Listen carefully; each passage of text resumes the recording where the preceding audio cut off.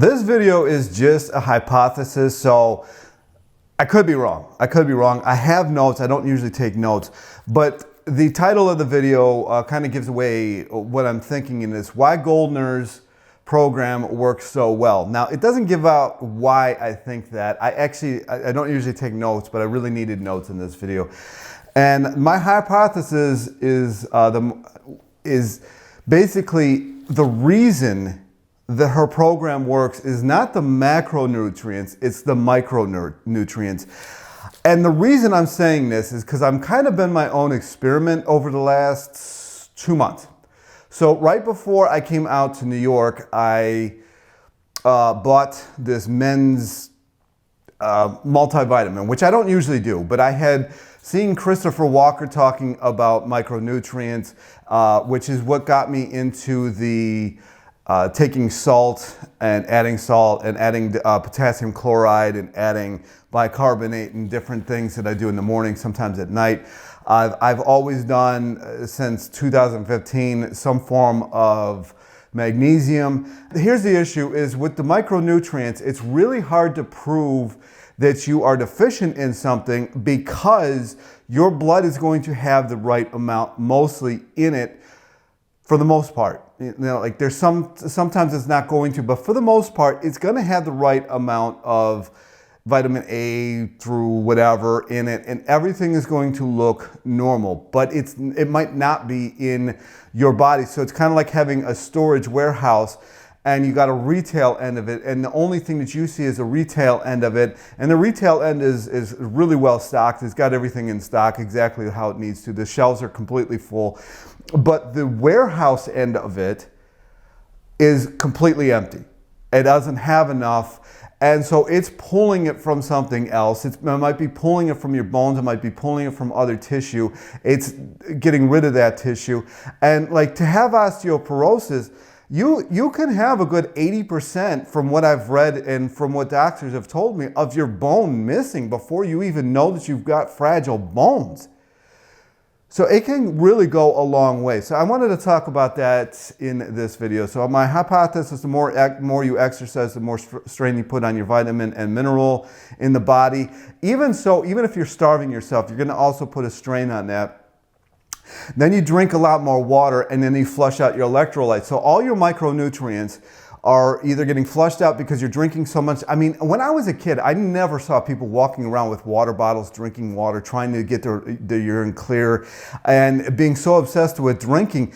You know, who else was obsessed with drinking was the Minnesota starvation people, because they were trying to fill their stomach because they were eating 3,540 calories before the starvation, and they were eating about 1,500 calories after the starvation. So you got this dual-edged sword. So you're working out more because exercise more, eat less is a thing. And then you are told to drink as much water because water flushes fat out, which is kind of true. And so you are given this prescription of failure, basically, because every system in the body runs off of these micronutrients. And yes, they are in the food, but how much are they in the food? And if you're starving yourself, you're trying to live off 1,400 calories a day, you're not getting enough of them. So if you're not getting enough of them, how are you replenishing them? So you're not replenishing them. You are living off 1,500 calories a day, trying to drink stimulants to make up for the other end, and then you're flooding yourself with water, so you're flushing out your electrolytes. You are not getting enough micronutrients in, as it were, and then you're trying to function as you are, and then you add in exercise, because one of the number one things that I see in the DMs back when I really haven't been responding to them, but back when I responded to a lot of the DMs, one of the number one things that I saw was people telling me how much they exercise. And I'm like, why are you doing so much exercise? Like, I didn't barely exercise at all when I lost all the weight. And then I got to thinking, I was doing Dr. Goldner before Goldner was even around, because Arnold, before he switched to If It's Not Yummy to My Tummy, he was one of these micronutrient nuts, and he was having us do the kale and greens and everything, spinach in our smoothies, because he said, you know, you really can't digest kale and spinach. So put that in your smoothies, have it break down, completely break down. Don't put the stems in there if you don't want them. But even so, use a Vitamix and it'll break even the stems down, and you can actually digest it. It'll break down the walls. The inhibitors will kind of get destroyed in the blender, and you can have them. And then if you want greens, then you can have greens that you can actually somewhat digest, but only have them with either avocado or some kind of fat like that, mostly avocado. Then you can actually break down the greens. So I kind of was flooding myself, as it were, with micronutrients, not even really thinking about it. And I think that's why this Goldners program works so well, is because she is telling you to eat a 1 pound tub, which a 1 pound of greens is a lot of greens, basically per smoothie. So I'm not going to do that, right? I'm not going to, because, you know, these greens, the tubs, they used to be amazing. You used to get a tub, very rarely did it have bad leaves in it, and they dried them properly, and everything was really good. But nowadays, it's like, you know, maybe it'll be good, maybe it won't be good. They're not going to take it back at the store because they're not going to believe you. And they're like $7 to $8 a piece now, where they were like $2 to $3 maybe a piece. Like, you could usually get a sale even back in the day, like buy one, get one like half off and stuff like that. You don't see that anymore because they are mass growing everything even more than they used to, because, you know, they push greens so hard. Because what do greens do? They fill up your stomach, and you can eat even less. And they know this. They know that the less you eat calorie wise, the dumber you get, the more likely you are you get sick, and then you start taking their cure. And so this is what's going on. So the greens, I'm not gonna really bother with them. If I get greens once in a while, fine. It's not really a huge deal to me. I'm just gonna get a multivitamin.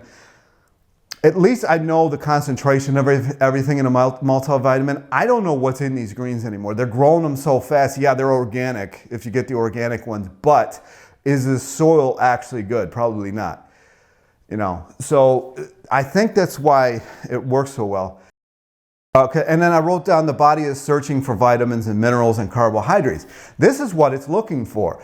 And so you got people on the carnivore keto, the ones that go down in my comment section and tell me how fat I am and how I should eat a steak because they're too dense to look at my previous videos where I talk about how I used to do that and I got way overweight because my system's shut down. They're not forward thinking enough because they're so starved of carbohydrates that they can't do that. Meals or the daily calorie intake was 3,540 calories for a 5'9", 150-pound man back in 1941.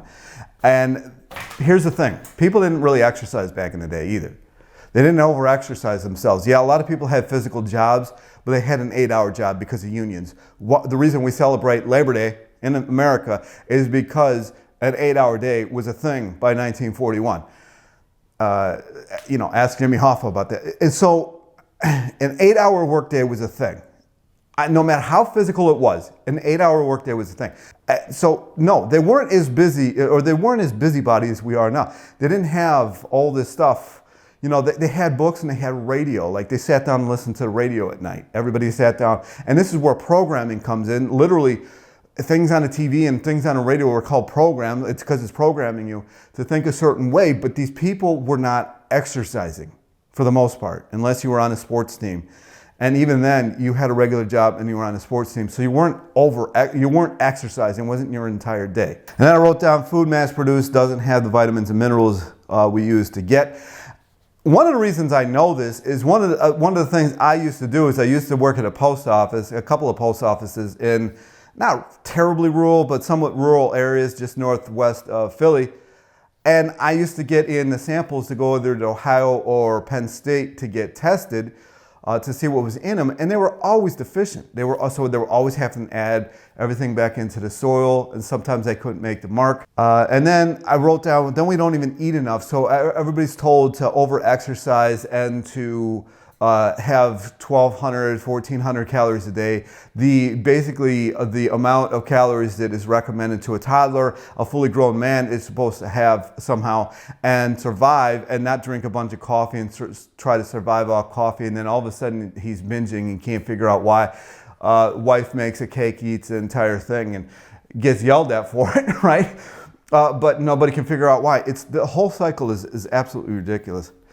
And then you are told to further exercise because you just, here's the thing, I binged, I'm going to over exercise. You know how much exercise it would take to burn off that slice of cake that you just had? I mean, come on, really be real with yourself here. It's absolutely ridiculous that people think that they're going to over exercise themselves.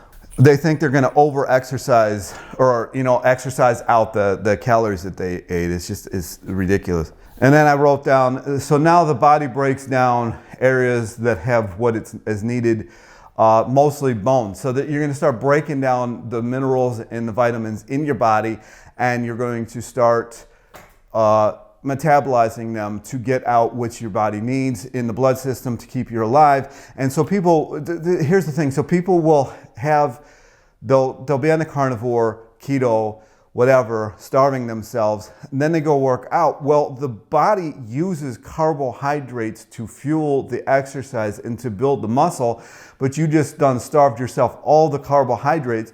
You over-exercise yourself. So now you're breaking down muscle tissue and bone to supply for what you were doing at the gym. So you just null and voided everything that you did at the gym, and you keep repeating this cycle. This is like, I was watching Frugivore Diet Freely the other day, and I'm watching her review one of the more known vegans, and she's got like the double chin and everything like that. She's skinny, yeah, she's got the double chin. She looks terrible. She's eating 1,400 calories a day, trying to live on stimulants, going to the gym. What do you think is fueling this exercise? What do you think you're doing with this exercise? It's absolutely ridiculous. And this is the people who are the quote influencers in this field. And everybody's like, well, I can't, nobody can figure out why nobody's getting any result. And so I just wrote down in big block letters, it is a never ending cycle. And then you have the doctors say the vitamins are bad for you. Like when I had McDougall, I believe he was talking about vitamins when I had him on an interview. Even if it wasn't in my interview, he has talked about this in the past, about how bad vitamins are for you. The literature, of course, is going to say vitamins are bad for you. Look at Cassius Funk when he was giving vitamin D to everybody back in the 1920s in high levels, a million IUs a day, which is, I think, 25 milligrams. He was giving 25 milligrams of vitamin D to people. Everything was getting cured in these people. They tell you don't go out in the sun to lather everything on your skin to block out the sun because the sun's going to kill you. Yet, back in the day, people, to get better, they were wrapped in linen and they were put out in the sun for 20 minutes a couple times a day to get better in the hospitals. And all of a sudden, the AMA comes around, the American Medical Association, and this is gone because they can't have people actually getting better because the petroleum-based drugs that they're trying to sell are not going to sell anymore if people are actually getting better with sunlight and linen cloth, which was a popular back in the day. Now it's really hard to find linen, which I have done. I've actually got more linen clothes coming because you do feel a difference when you've got linen clothes on, when you sleep in linen. You feel a difference. It's a hot mess. So of course the pharmaceutical is going to fund all of these studies telling you how bad vitamins are for you because they're cheap. Even some of these pharmaceuticals are now patenting different vitamins. They're cheap and they help you if you're deficient in something. Now, I'm not saying that you got to live on multivitamins for the rest of your life. I'm just saying that you got to get yourself to an area that is good for your body. And the study, I think I even mentioned that I did a study on myself, basically inadvertently did a study on myself 2 months ago, and I cut myself off in the beginning of the video. Before I came here, I started taking vitamins, and I took vitamins until the bottle ran out, which was either the last day of November or like the first day of December. And then I'm like, all right, so I won't buy it again for a month, and I want to see what happens. And sure enough, I did notice a difference. And it wasn't great because my digestion wasn't all that good. I was still losing weight, and I've been losing weight since I came here. But I think it was looking for that. My sleep wasn't as good. My water retention was worse. And there was a whole gamut of things that I was noticing. So yesterday I went to the store and I got vitamins again. Everybody's gonna wonder what brand I buy. Just buy whatever brand that you can find and is somewhat reputable. Go to Whole Foods, go to a reputable vitamin shop or vitamin place. It doesn't really matter. Find one that works for you. If I find a really good one and I can find like, maybe I can work with the company, fine. But just find whatever you can and whatever's in your price range. I mean, for the most part, they're half decent for the most part. I think it cost me $40 for 96, and I think you take one a day. I didn't think that was too bad. So it's just a whirlwind of things that go into this. And I think that's why Goldners program works so well, is it does hyper-nutrientize you. You are going to get all the micronutrients you need. You cannot function without them. I know a lot of people in this field especially focus on macronutrients, which are important. But the micronutrients, if they're not there, it doesn't matter what you do. You're either going to be really overweight or you're going to be really underweight. There's not going to be that happy medium because you are missing stuff. Your body might be really good at catabolism and is breaking you down just trying to find this stuff. Or it might be storing everything because it can't process anything until it finds these micronutrients that it needs. So you're going to be on one end of the spectrum. There's also the aspect of not eating enough. I mean, 3,540 calories was the average for a 5'9", 150-pound male back in 1941, doing maybe the same amount of work that we are now if you take into consideration everything that we have to do these days. Take this all into consideration. That's why Goldners program works so well. I don't think it's the macronutrients, because I think the macronutrients is essentially feeding people a keto diet. That being said, the fat that she allows you to have, I think, is because there is a lot of fat-soluble vitamins. And if you don't have enough fat in the system, you're not going to metabolize the vitamins very well. If you don't have a good enough stomach acid, you're not going to metabolize the vitamins very well.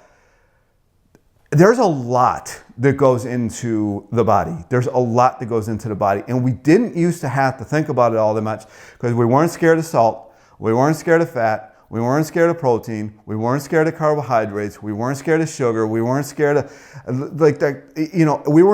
it's crazy to me when people are more scared of sugar than the 41 pills from the doctor that they're taking. How does that make sense? Everybody can tell me a story about going over to their grandparents' house and there was a bowl of sugar on the table and their grandparents lived to like 92, 94, 95, 100 years old. And they had a pile of sugar on the table. My great-grandmother, the one that's made it the longest in this family, even though she didn't want to and told everybody about it every day, why am I still here? Sweeties, those little wafer things, she used to have them. I mean, she lived on the damn things. She lived to 96. She had a great life. She had a stroke at 95 and a half and was gone by 96. That's the only disease this woman ever had, is a stroke. She was probably told not to have sugar by her doctor. She stopped having sweetie. I have no idea. But for 6 months out of the 96 years she was on this planet, she had no disease whatsoever and she wasn't scared of sugar. And she made it through the Great Depression and all the other things. Now, the family wasn't poor, so they might have had more food than the others. They weren't, quadrillionaires or anything, but I'm pretty sure they did all right for themselves. That's my video. I think I wrote some other stuff down. Yeah, pharmaceutical stands to lose a lot of money if the answer to everybody's problem is carbohydrates, vitamins, and minerals, and salt, and electrolytes. They lose a ton of money. The stuff is cheap, even if they bought a patent for everything. Everybody knows how much this stuff costs. So if it all of a sudden 40 times in cost, everybody's going to know why. So I don't know. This is my thoughts. Again, I don't know if it's right, accurate, or anything. But this is what I've noticed in myself. And again, do it for yourself. Don't, you don't have to watch this video and go read like 35 studies. Just try it on yourself. It's not that expensive. And see if it works. If it doesn't, then it doesn't. It might not work in 30 days. It might not. I bought a 48-day supply of it's 96 a day this time, but the last time I bought a 48-day. So in the 48 days, I started accumulating. It's kind of like creatine. Back in the day in creatine, you were supposed to load the creatine. So you're supposed to take 5 times the amount. I think it was a marketing thing, but you're supposed to take five times the amount of creatine for the first like week or 2 weeks or something like that, and to load your body with the creatine, and then after that you would just take maintenance phase. And I think I didn't do that, but I think what happens is I think your body just absorbs everything in the vitamins, and I mean because I didn't have the vitamin P at all for the entire 48 days. So I think my body was absorbing the entire thing. So if you do get to the point where you have the vitamin P where it like literally smells like vitamins, then just start taking it every other day or something like that. Or maybe you don't even need it at all anymore. Like back off to every other day if you still got it, then back it off to every third day or something like that. And then, just experiment with that. And again, I'm not affiliated with anybody. I'm not selling anything here. I can link maybe the company that I use or something like that down in the description section. Maybe. We'll see what I do. That's my hypothesis. I know I'm going to have people fighting on me. I've never taken a vitamin in my life, and I'm 78 and perfect health. Cool. I think this might even apply more to people who have been on the broad end of the spectrum. So the people who were, 400, 500, 600 pounds, and the people who were in the anorexic world. I think it might apply more to those people. I don't know. Again, I don't have money to test this, nor I don't think I would. I mean, what am I going to, why would I? I did it out myself, and it seemed to work. That's the video. Anyway, comments, questions, down below. Is it focusing? This camera. Do I need to make it sharper? This camera hates me. All right, I'm in focus. So yeah, comments, questions down below. That's my thoughts on this whole thing. But maybe I'm right. Maybe I'm not right. Maybe I'm wrong. I don't know. But I think that's why her program works so well. Anyway, talk to you in the next one. Peace.